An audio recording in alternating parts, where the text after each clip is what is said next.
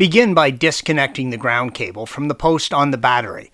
This is also a good time to check the condition of the terminal and wiring, as our cable is starting to get a little corrosion indicated by the red arrow.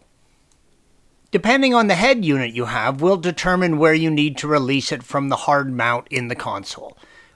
Our project car came with an Alpine unit that needed 2 keys, one for each side. We simply pushed the keys in on each side, red arrows, until they release the catches on the unit, then pull the radio straight out. All modern stereos can be released from their mounts easily and safely by using the proper stereo keys.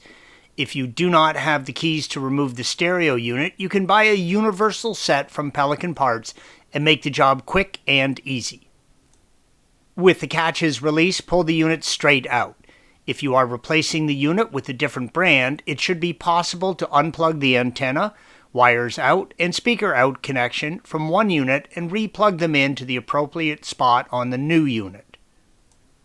Your new head unit should come with its own mounting unit and keys. Most mounting units are just held in place by bending the different tabs on the frame, red arrows, to hold it in place.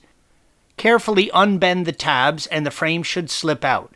If you are having difficulties, please see the link provided at the end of this video on how to remove the entire center console. Having the console out makes removal of the frames easier. Installation is the reverse of removal. Thanks for watching.